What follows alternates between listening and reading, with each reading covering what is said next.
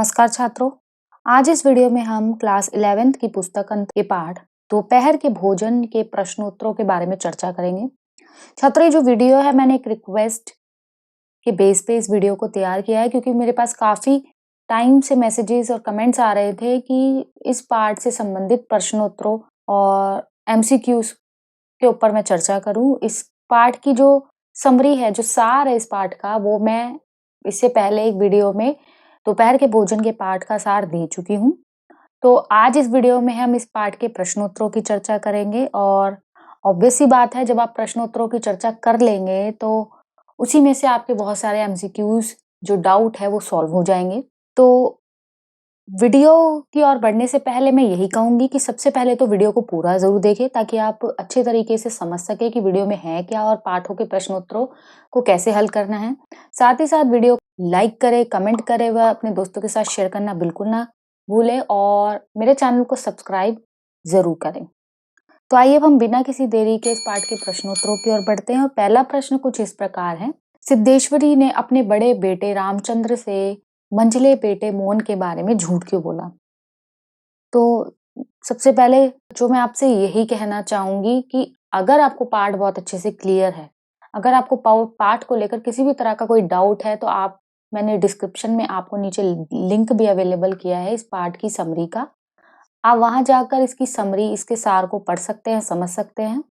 उसके बाद प्रश्नोत्तरों पर आइए, ताकि आपके जो भी डाउट्स है और जो क्वेश्चंस मैं डिस्कस कर रही हूँ, जो प्रश्न आपके साथ मैं चर्चा कर रही हूँ, वो भी आपको अच्छे से क्लियर हो जाए।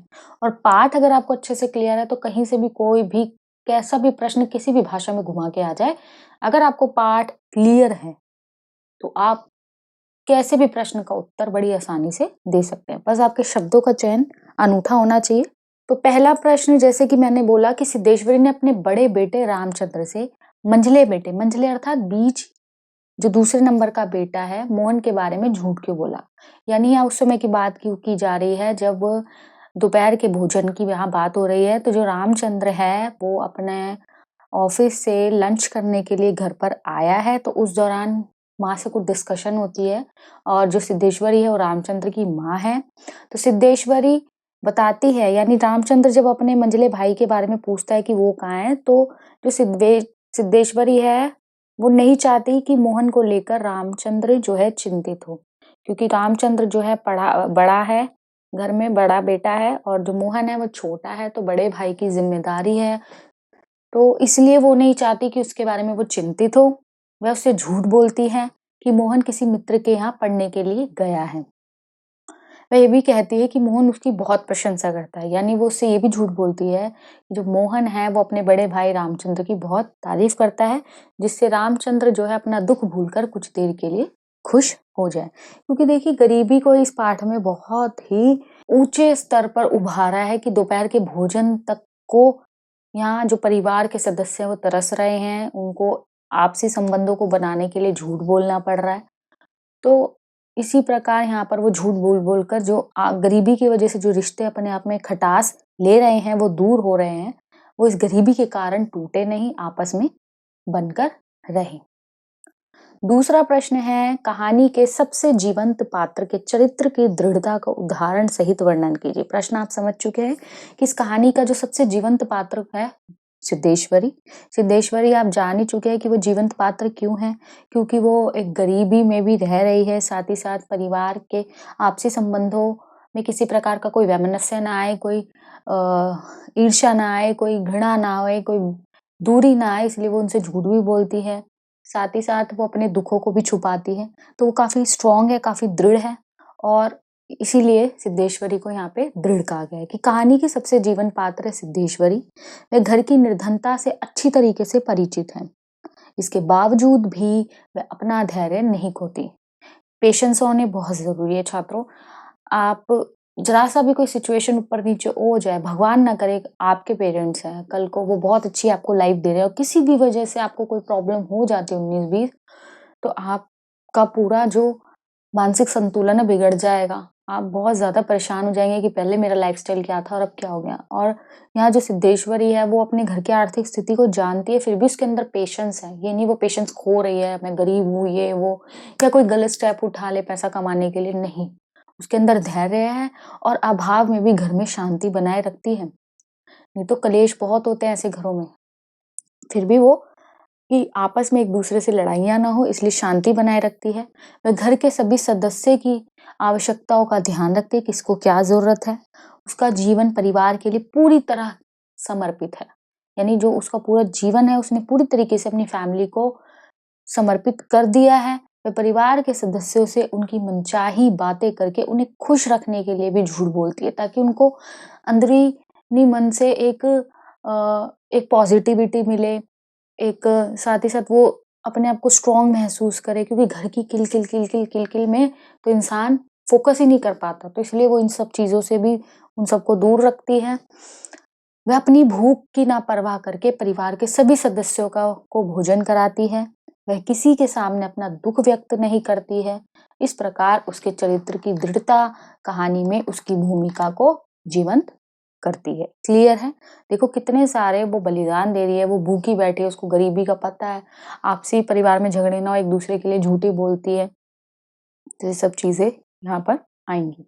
तीसरा प्रश्न है, कहानी के उन प्रसंगों का उल्लेख कीजिए जिनकी गरीबी की विवशता झाँक रही हो। यानी गरीबी की जो विवशता है वो पता चल रही है। देखिए पूरा ये जो पाठ है इसमें गरीबी ही गरीबी आपको दिखाई देगी।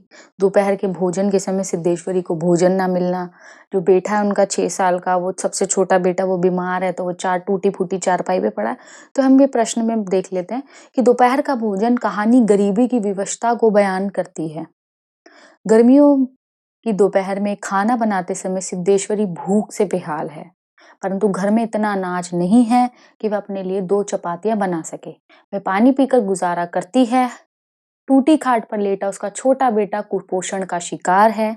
उसकी टाँगों और बाहों की हड्डियाँ निकल आई हैं और पेट हांडी की तरह फूल गया। तो यहीं से गरीबी देखो शो हो रही है, घर के हालात दिखाए गए हैं, खाने को अनाज नहीं है। घर के हालात तो चलो बाद की बात है, यहाँ खाने को कुछ नहीं है तो इट मीन्स वो गरीब हैं। तो यहाँ पर उनकी जो गरीबी है इसको लेखक ने बहुत ही मार्मिक तरीके से, संवेदनशील तरीके से हमारे सामने प्रस्तुत किया है। चौथा प्रश्न है कि सिद्धेश्वरी का एक दूसरे सदस्य के विषय में झूठ बोलना परिवार को जोड़ने का अनथक प्रयास था, यानी बिना थके एक प्रयास था। इस संबंध में आप अपने विचार लिखिए। देखिए पाठ आपको क्लियर है और मैं पहले भी बता चुकी हूँ, अगर आपको पाठ का सार में किसी भी प्रकार का डाउट है तो आप मेरी वीडियो को देखिए, मैंने डिस्क्रिप्शन में उसका लिंक शेयर किया है। तो इस पाठ में आपको अपने विचार देने इस प्रश्न में। आइए वैल्यू बेस्ड मूल्यपरक प्रश्न है जिसमें आपको अपनी सूझबूझ के हिसाब से, अपने विवेक के हिसाब से अपना उत्तर देना है। साथ ही साथ पाठ की जो स्टोरी है उसको, कहानी को साथ में लेकर चलना है। तो सिद्धेश्वरी परिवार को जोड़े रखने के लिए सभी सदस्यों के सामने बारी-बारी से एक दूसरे की झूठी प्रशंसा करती है। उसका मंझला लड़का बिल्कुल नहीं पढ़ता और छोटा बेटा हमेशा रोता रहता है क्योंकि वो बीमार है। अपने बड़े बेटे रामचंद्र को यह सब बताकर दुखी नहीं करना चाहती है क्योंकि वो ऑलरेडी बाहर की टेंशन्स, जॉब इसमें सब में फँसा हुआ है और वो उसको घर की भी चीज़ें बताएगी तो इससे वो बहुत ज़्यादा नेगेटिव हो जाएगा और वो अपने काम में फ़ोकस नहीं कर पाएगा। इसलिए वह उसके सामने दोनों भाइयों की प्रशंसा करती है जिससे उन सबके बीच में मधुर संबंध बना रहे। अपने पति के सामने भी बड़े बेटे की प्रशंसा करते हुए कहती है कि वह उसकी हमेशा बड़ाई करता रहता है। यानी वो अपने पति से भी झूठ बोलती है कि जो बड़ा बेटा रामचंद्र है वो आपकी बहुत तारीफ करता है। तो ऑब्वियस है बाप भी बहुत प्राउड, अपने आप को गर्व महसूस करेगा कि मेरा बेटा मेरी तारीफें करता है, उसको भी बहुत खुशी होगी। वह पिता पुत्र के बीच के संबंध में आत्मीयता बनाए रखना चाहती है। इस प्रकार सिद्धेश्वरी का एक दूसरे सदस्य के विषय में झूठ बोलना परिवार को जोड़ने का अनथक प्रयास था। पांचवा प्रश्न है, अमरकांत आम बोलचाल की ऐसी भाषा का प्रयोग करते हैं जिससे कहानी की संवेदना पूरी तरह उभर कर आती है। कहानी के आधार पर स्पष्ट कीजिए। ऑब्वियस है, जो ये पाठ है इस पाठ के माध्यम से हमें पता चल जाता है कि जो लेखक है उन्होंने बहुत ही सरल शब्दों का प्रयोग यहाँ किया है। तो इस वजह से ये आम बोलचाल की भाषा है कि कोई भी इसको समझ सकता है। अमरकांत की कहानियों में आम बोलचाल की भाषा का प्रयोग किया गया है। उनकी कहानियाँ भारतीय जीवन के अंतर्विरोधों का सजीव चित्रण करती है। यानी भारतीय जो स्टोरीज हैं, जो घर में स्टोरीज है, उनके बीच जो अंतर्विरोध है उन सबको यहाँ पे बहुत ही इफेक्टिवली, बहुत ही सजीव तरीके से प्रस्तुत करती है। प्रस्तुत कहानी में एक निम्न वर्गीय परिवार यानी एक मिडिल क्लास फैमिली की अभावग्रस्तता यानी जो उनके बीच कमी है चीज़ों को दर्शाया गया है। कहानी में परिवार के सभी सदस्य घर के अभाव से परिचित हैं, यानी अपने घर की स्थिति से सब जानते हैं, भली-भाँति परिचित हैं। इसलिए वे दोपहर के भोजन में 1 या 2 रोटी खाकर ही भूखे पेट उठ जाते हैं कि सबको पता है हमारे घर में इतना अनाज नहीं है, तो वो उसके अकॉर्डिंग ही खाना खाते हैं। कहानी में बोलचाल व सहज भाषा का प्रयोग किया गया है। वह मतवाले की तरह उठी और गगरे से लोटा भर पानी लेकर गटगट चढ़ गई। मोहन कटोरे को मुंह में लगाकर सुड़-सुड़ पी रहा था। तदुपरांत एक लोटा पानी लेकर खाने बैठ गई। अमरकांत की कथा शैली की सबसे बड़ी विशेषता है चित्रात्मकता का गुण। ऊपर के उदाहरणों से आप समझ ही सकते हैं, सरल भाषा आप समझ ही चुके हैं। नॉर्मल जो आम बोलचाल जो जिस प्रकार के नॉर्मल शब्दों का हम प्रयोग करते हैं, ऐसे शब्द है, शब्दों का कोई मुलम्मा यहाँ नहीं चढ़ाया गया है। साथ ही साथ उनकी सबसे बड़ी विशेषता है कथा को कहने की, वो है चित्रात्मकता, कि जैसे ही आपके सामने वो कोई कहानी कही जा रही है, उस एक पिक्चर आपकी आँखों के सामने बननी शुरू हो जाती है।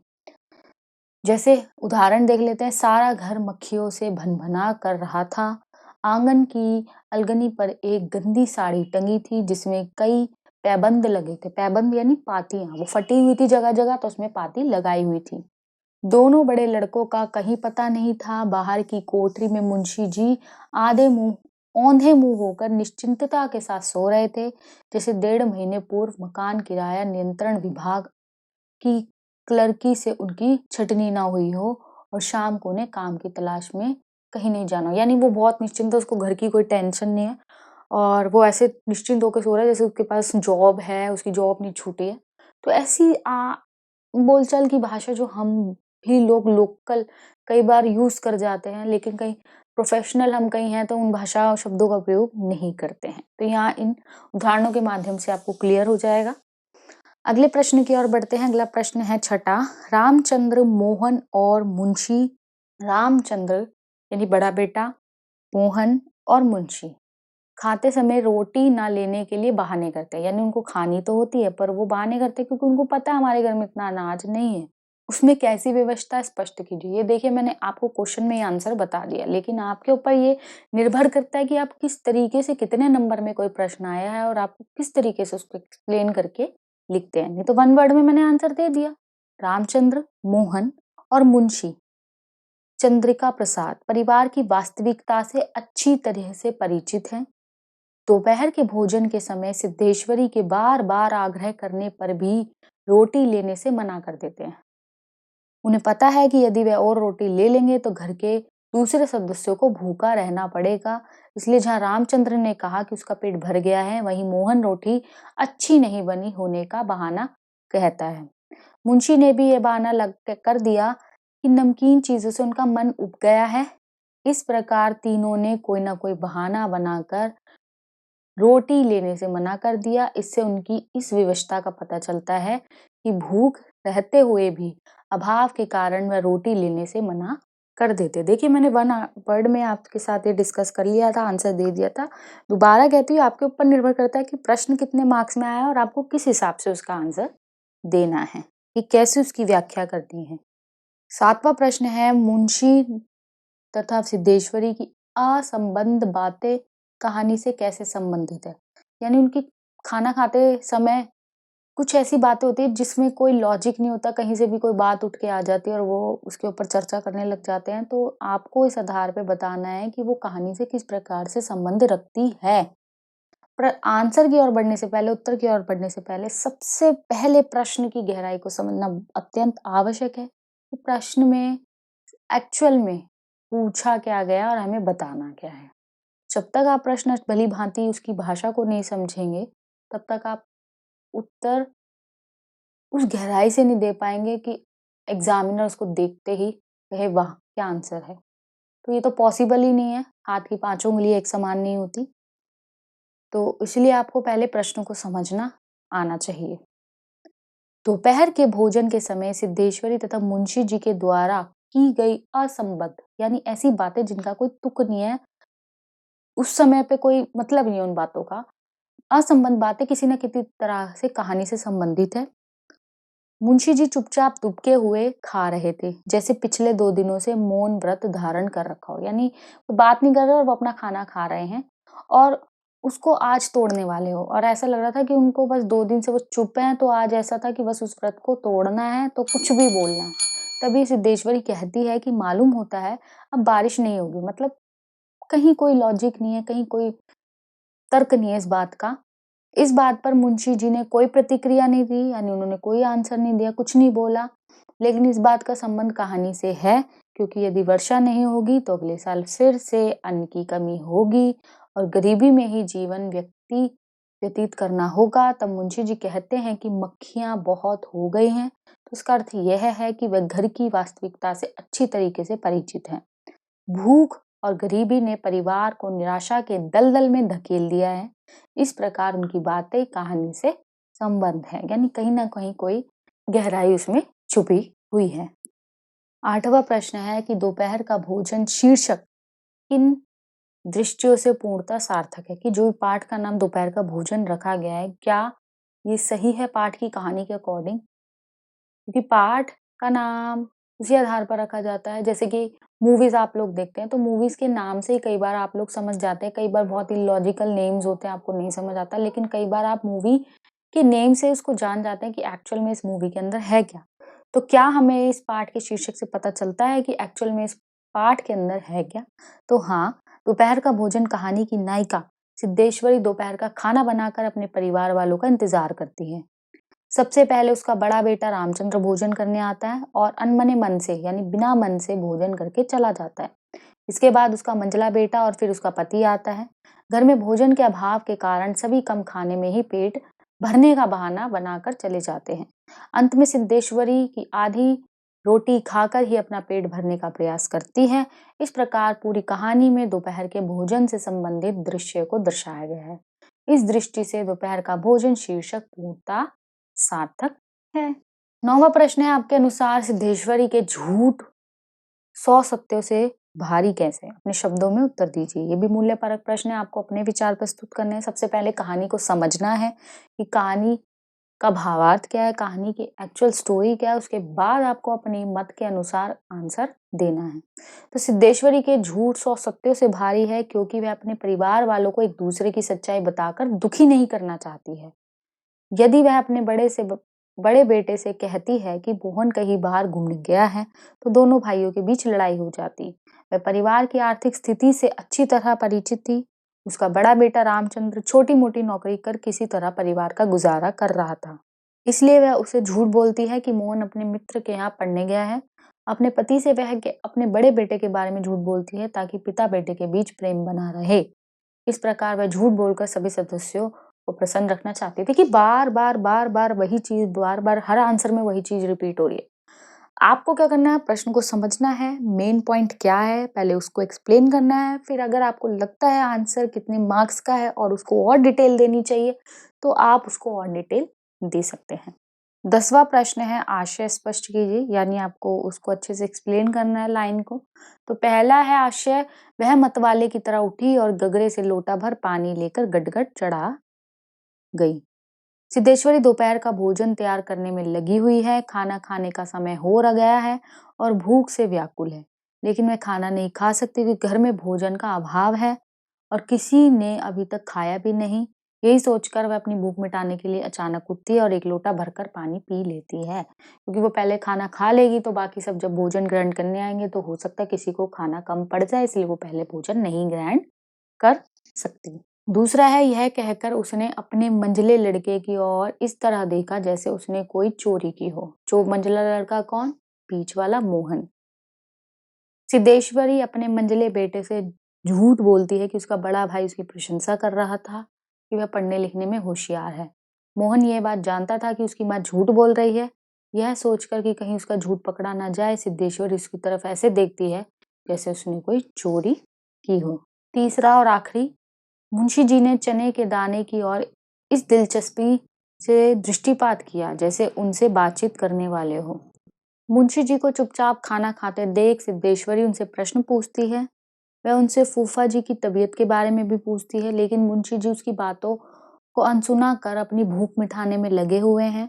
इसलिए वह सिद्धेश्वरी की बातों पर ध्यान न देकर अपनी थाली में बचे चने के दालों पर इस तरह प्रकार दृष्टि जमाए हुए हैं, जैसे उनसे बात कर रहे हो, क्योंकि उनका पूरा कॉन्सेंट्रेट जो है खाने के ऊपर फोकस्ड है। तो इस प्रकार ये जो पाठ है दोपहर का भोजन, इसके प्रश्न उत्तर यहाँ समाप्त होते हैं। आशा करती हूँ बहुत अच्छे से समझ आए होंगे। साथ ही साथ एक रिवीजन कर लेते हैं, जिससे ये कुछ एमसीक्यू क्वेश्चंस भी आपके रेडी हो जाएंगे और एक रिवीजन भी यहाँ हो जाएगी। जैसे कि पहला प्रश्न है कि सिद्धेश्वरी के कितने पुत्र थे? सिद्धेश्वरी के कितने पुत्र थे? 3 पुत्र थे। दूसरा प्रश्न बनता है सिद्धेश्वरी के पुत्रों के नाम बताइए। तो यहाँ पहले पुत्र रामचंद्र और मंझले पुत्र मोहन के नाम तो दर्शाया है, लेकिन जो तीसरा पुत्र है उसका नाम यहाँ पर प्रमोद है। तो तीनों पुत्रों के नाम ये हो गए। उसके बाद अगला प्रश्न आता है, रामचंद्र के भोजन के दौरान सिद्धेश्वरी मंझले बेटे मोहन के बारे में झूठ क्यों बोलती है? ताकि परिवार में एकजुटता बनी रहे और कोई एक दूसरे से नफरत ना करे। तीसरा है दोपहर, एक्सप्लेन मैं नहीं करूंगी क्योंकि वन वर्ड है, एक रिवीजन भी हो रही है। तीसरा प्रश्न है, दोपहर का भोजन पाठ किस पर आधारित है? तो किस पर आधारित है आप लोग कमेंट कीजिए। और साथ ही साथ इसमें गरीबी गरीबी और गरीबी है, और इसके अलावा अगर आपको कुछ और लगता है तो आप अपने विचार यहाँ पर प्रस्तुत कर सकते हैं। दोपहर के भोजन के लेखक का नाम क्या है? अमरकांत जी। पांचवा प्रश्न है, भोजन के दौरान सिद्धेश्वरी मुंशी जी से कैसी बातें करती है? कैसी बातें करती है जिनका कोई लॉजिक नहीं होता, असंबद्ध बातें। सिद्धेश्वरी मुंशी जी को खाने में क्या देती है? तो यहाँ पर 2 रोटियां देती है, कटोरा भर दाल देती है तथा चने की तरकारी देती है, चने की सब्जी। सातवां प्रश्न है, सबको खिलाने के बाद सिद्धेश्वरी के लिए कितनी रोटी बचती है? 1 रोटी बचती है ना? फिर वो पानी पीकर अपना पेट भरती है। देखिए इन एमसीक्यू क्वेश्चन से, वन वर्ड क्वेश्चन से क्या होगा, प्रश्नों से आपके जो अभी तक प्रश्न डिस्कस किए हैं उनकी एक रिवीजन यहाँ हो जाएगी। और साथ ही साथ मुझे कुछ रिक्वेस्ट भी आती है एमसीक्यूज के लिए, तो अब ऑप्शन देना तो पॉसिबल नहीं है, लेकिन वन वर्ड आंसर यहाँ पर आपके रेडी हो जाते हैं। सिद्धेश्वरी के खाते समय आंसू का टपकना कैसी दिशा को दर्शाता है? उसकी गरीबी को, उसकी लाचारी को। 9वां प्रश्न है, रामचंद्र का बेटा क्या सीखता था? प्रूफ रीडिंग का काम वो करता था। रामचंद्र की उम्र कितनी बताई गई है? 21 साल। छोटे बेटे की उम्र 6 साल। ठीक है। साथ ही साथ आपको कुछ ऐसे क्वेश्चंस लगते हैं कि आप उसके आंसर नहीं कर पा रहे हो और आप उनमें कंफ्यूज हो, तो आप कमेंट कर कीजिए, मैं आपके कमेंट का रिप्लाई जरूर दूंगी। साथ ही साथ आशा करती हूँ आपको ये वीडियो पसंद आएगा। आपको प्रश्न उत्तरों को लेकर जो भी समस्या थी वो आपकी हल हो चुकी होगी। और वीडियो अगर अच्छा लगा हो तो वीडियो को लाइक करें, वीडियो के लिए कमेंट करें, और अपने दोस्तों के साथ शेयर करना बिल्कुल भी ना भूलें। साथ ही साथ अगर आपने अभी तक मेरे चैनल को सब्सक्राइब नहीं किया है तो जल्द से जल्द सब्सक्राइब कर लीजिए, ताकि आगे आने वाले वीडियोस के अपडेट सबसे पहले आपको मिले। धन्यवाद।